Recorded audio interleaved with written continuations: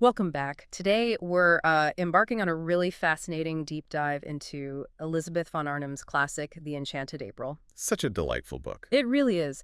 You've given us a stack of notes, excerpts about these four, well, seemingly ordinary English women who kind of pool their resources for a month in an Italian castle. Yeah, bit of a spontaneous adventure. Exactly.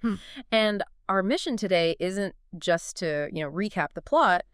We want to unearth the radical, often funny alchemy that happens when people dare to pursue what looks like selfish pleasure, and how that search maybe unexpectedly unlocks some pretty profound self-discovery and real connection. It's really quite brilliant how von Arnim uses this simple setup to explore such incredibly rich internal worlds. Totally. The source material gives us these really intimate glimpses into each one's private thoughts, their struggles, showing us the sort of quiet desperation under their very proper English lives. Right. And that lets us really get the why behind their almost desperate need for change, and how San Salvatore, that unique place, becomes this powerful catalyst. Almost magical, really. Okay, so let's start at the beginning. We begin with Mrs. Lottie Wilkins. She's living this life described as negligible in Hampstead. Negligible, yeah. A quiet desperation. And her clothes are often criticized by her husband, Mr. Mellersh Wilkins. He's obsessed with thrift, but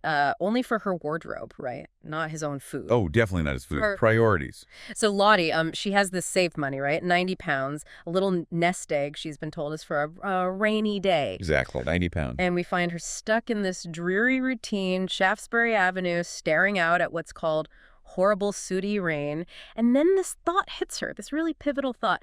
Could this miserable day be the actual rainy day Mellersh was always on about? It's such a brilliant, almost, subversive idea from her.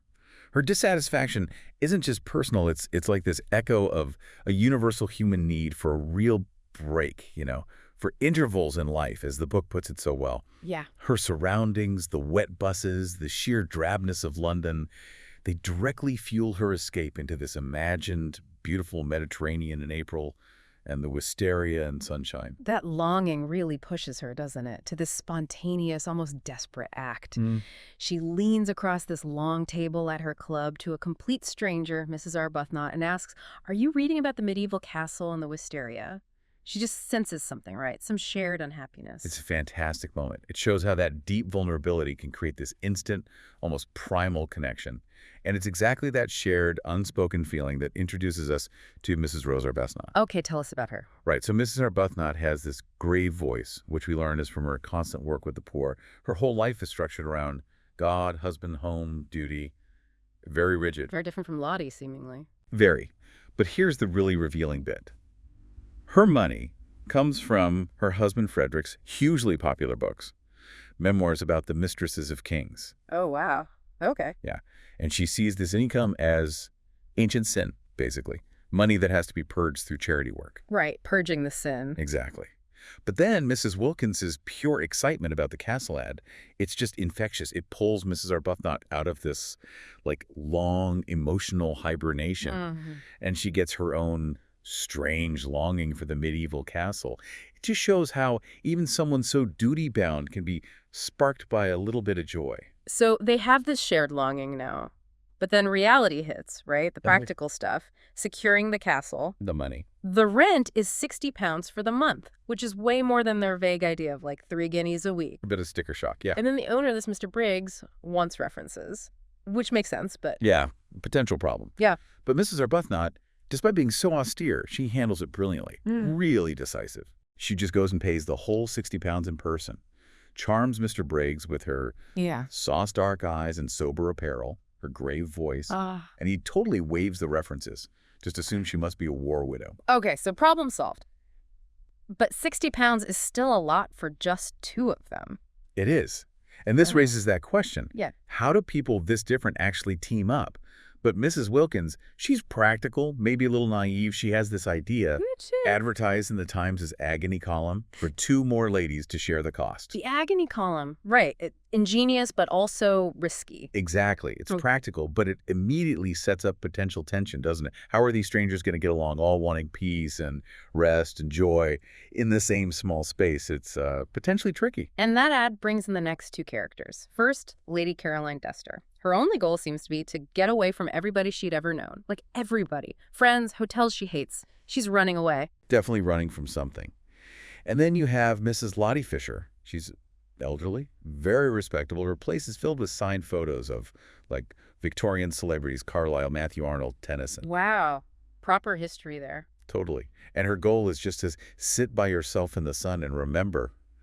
Very different motivations again. And Mrs. Fisher's reaction is quite something, isn't it? Oh, it's very telling. She immediately asks for references from them, particularly about Mrs. Wilkins' health. Wants to know if she's an ordinary, everyday, sensible woman. Oh my goodness. She's even thinking about classifying her under nerves or hysteria. It really shows this deep need for control, you know? Yeah, you see that later too. Absolutely. It's hilariously shown when she barricades her room door with furniture, even a sarcophagus, Yeah. to discourage egress and ingress, as she puts it, declaring that no one will wish to use that door. A sarcophagus. Okay. She really wants her space. She really does. It signals right away how much she values her solitude and, well, order. So, they all agree. They set off. The journey itself sounds typically English to start with. Awful weather crossing the channel, seasickness. Which, funnily enough, leads to the first splendor of the trip, just arriving in Calais and not being sick anymore. The bar is low initially. But as they travel further south into Italy, London starts to fade, right? Frederick, Mellersh, the Vicar, the Poor, Hampstead. It all becomes like the dimness of a dream. It's like shedding a skin as they travel. And then the irony. They arrive in Italy dreaming of sun. And it's raining. Pouring rain.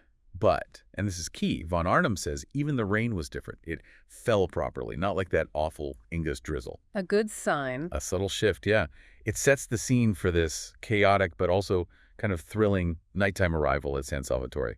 You picture them stumbling through dark streets, guided by these loud Italian men, Domenico and Beppo. Until they finally reach the castle. Must have been quite disorienting. Disorienting, yes, but also completely liberating, you feel. And that first morning, for Mrs. Wilkins, it's just immediate, overwhelming joy. She calls her state adorable just because she's in bed by herself for the first time in 5 years. She feels naked of goodness, and she's rejoicing in being naked. Such a powerful image of release. Yeah, her worries just dissolve into color and light. Even Mellersh, her husband, he becomes formless in her mind, then just lost in light. She even starts appreciating her own curly honey hair. It's like she's seeing herself for the first time. It is like she's seeing herself, and it marks this huge psychological break for Lottie. What's really insightful, though, is the contrast with Mrs. Arbuthnot. Right, how does Rose react initially? Rose feels this simple happiness of complete harmony with the place. She sees it as a new side of God. Yeah. But she's still wrestling with guilt. Oh, the guilt. Yeah, guilt over her selfish pleasure, while the poor are suffering back home. And then Frederick sends her a check for £100, trying to help. Which probably makes it worse. Exactly. It just deepens her tangled doubts. It shows how hard it is to shake off those deeply ingrained ways of thinking, those moral codes we live by, even when you're in paradise. And Lady Caroline, the one running away. She's also deeply affected. For the first time ever, she actually wants to think. She has this sudden, jarring realization that her whole life has just been noise all about nothing. Loud but empty. Ooh. That's harsh. It is. She's convinced deep down that she's tawdry. And even though she tries hard to be curt and forbidding, her naturally sweet voice and lovely eyes keep betraying her. She can't help but seem charming. Like her real self is fighting to get out. Precisely.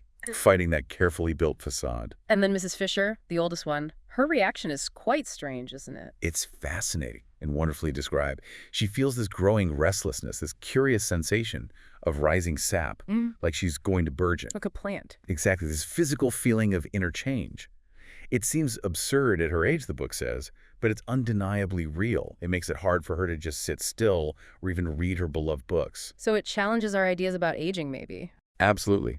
It suggests that capacity for growth, for like reflowering, it's always there no matter what society expects or how old you are. Okay, so they're all having these intense internal experiences, and then, boom, an unexpected guest arrives. Mr. Wilkins shows up. Mellersh himself. Spurred on by Lottie's letter, yes, but also he has ulterior motives, doesn't he? Oh, absolutely. Calculated professional ambitions. He's interested in Lady Caroline's wealthy family, the Droitwiches. So his initial mood is this very deliberate, almost suspiciously friendly vibe. And his arrival leads to the bath incident. Ah, yes, the famous bad catastrophe. A truly pivotal moment. Mellersh completely ignores the pericoloso dangerous warning sign on the water heater Oh. and causes the stove to blow up. A terrific noise. Good grief. Was anyone hurt? Thankfully, no, just a big bang and probably a mess. But what's amazing and kind of funny is that this alarming event doesn't make him retreat back into his stuffy self. If anything, it seems to sort of break him out of it. Really? It's like the shock, the disruption. It shatters his rigid London persona. It surprisingly paves the way for his own transformation. That is surprising, and we see that change in him. We do. He undergoes this really quite sweet private transformation. He starts pinching Lottie's ears playfully. They have this affectionate combat de générosité over who gets the washstand. Combat de générosité. Right. He shows this surprising fondness for her.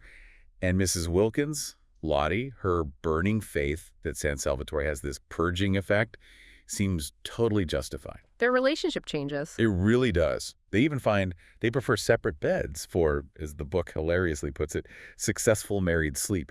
It's a kind of liberation for both of them, probably. A successful married sleep in separate beds. I like that. It speaks volumes, doesn't it? Mm. It's about how stepping outside those old roles can genuinely reignite affection, or at least comfortable companionship. Meanwhile, what's happening with Rose, Mrs. Arbuthnot? Well, Rose's yearning for Frederick, her husband, becomes really central to her story now. She starts realizing that her very austere life, all that faith in good work, feels cold and blank without him. Despite the ancient sin money. Despite that, yeah. Or maybe because of it, in a way. So she finally decides to write to him. That's a huge step for her. She's terrified he won't even reply. And does he? Almost immediately. Yeah. His arrival is described like a miracle. He turns up, initially bewildered, maybe came for slightly selfish reasons himself. Interesting. But their reunion is passionate. He feels 30 again, finds this sense of security he hasn't felt in years, and completely forgets why he originally came. It's this profound rediscovery of their love. Wow. So San Salvatore works its magic on the husbands, too. It seems so. It shows that real connection can cut through years of, well, self-imposed distance and duty. And Mrs. Fisher, the proper older lady, is she still barricaded in her room? No, she undergoes this remarkable blossoming, too. Her initial attempts to keep her distance from the younger generation, they just melt away. She has her first real laugh, which Rose calls miraculous. A laugh from Mrs. Fisher. Exactly. She develops this genuine warmth, this benignity, especially towards Mr. Briggs, the owner.